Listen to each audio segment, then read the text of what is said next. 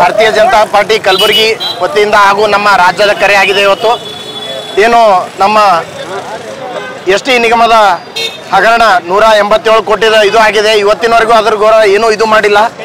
ಅದ್ರಗೋಸ್ಕರ ಒಬ್ಬರ ದಕ್ಷ ಅಧಿಕಾರಿನೂ ತೀರ್ಕೊಂಡಿದ್ದಾರೆ. ಸರ್ಕಾರ ಅದಕ್ಕೆ ಏನೂ ಕ್ರಮ ಕೊಂಡಿಲ್ಲ. ಅದಕ್ಕಾಗಿ ನಾವು ಪೂರಾ ರಾಜ್ಯಾದ್ಯಂತ ಹೋರಾಟ ಮಾಡ್ತಾ ಇದ್ದೀವಿ. ಇದಕ್ಕೆ ಬೇಗ ಕ್ರಮ ಕೊಡಬೇಕು ಹಾಗೂ ಸಿದ್ದರಾಮಯ್ಯ ಅವರು ರೆಸಿಗ್ನೇಷನ್ ಕೊಡಬೇಕು ಇವತ್ತಿನ ಡೇಟಿಗೆ. ಅದಕ್ಕೆ ನಾವು ಹೋರಾಟ ಮಾಡ್ತಾ ಇದ್ದೀವಿ. ಇದಕ್ಕೆ ನ್ಯಾಯ ಕೊಡಬೇಕು. ತೀರೋರದು ಇವ್ರು ಇದು ಮಾಡ್ಬೇಕು, ದಕ್ಷ ಅಧಿಕಾರಿ ಇದ್ರಗೋಸ್ಕರ ಇದು ಆಗ್ಯಾರೆ. CBI ತನಿಖೆ ಕೊಡಬೇಕಂತ ನಾವು ಪೂರಾ ರಾಜ್ಯಾದ್ಯಂತ ಇವತ್ತು ಹೋರಾಟ ಮಾಡ್ತಾ ಇದ್ದೀವಿ.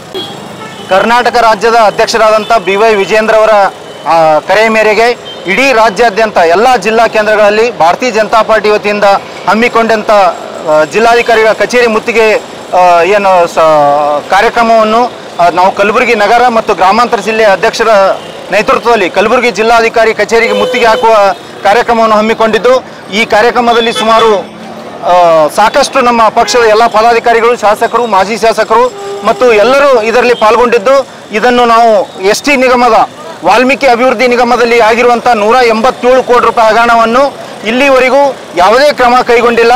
ಮತ್ತು ಅದೇ ರೀತಿ ಅದರಲ್ಲಿ ಒಬ್ಬ ದಕ್ಷ ಅಧಿಕಾರಿಗಳು ಕೂಡ ಆತ್ಮಹತ್ಯೆ ಮಾಡಿಕೊಂಡಿರುವುದು ದುರ್ಘಟನೆ ನಡೆದಿದೆ. ಆದರೂ ಕೂಡ ನಮ್ಮ ರಾಜ್ಯ ಸರ್ಕಾರ ನಿದ್ದೆ ಅವಸ್ಥೆಯಲ್ಲಿದ್ದು ಯಾವುದೇ ಕ್ರಮ ಕೈಗೊಳ್ಳದೆ ತಾವು ಬರೀ ರಾಜ್ಯದ ಮುಖ್ಯಮಂತ್ರಿಗಳು ಪ್ರತಿಯೊಂದು ವಿಷಯಕ್ಕೂ ಸಮಜಾಯಿಷಿ ಉತ್ತರವನ್ನು ಕೊಡುತ್ತಾ ಕಾಲಹರಣ ಮಾಡ್ತಾ ಇದ್ದಾರೆ.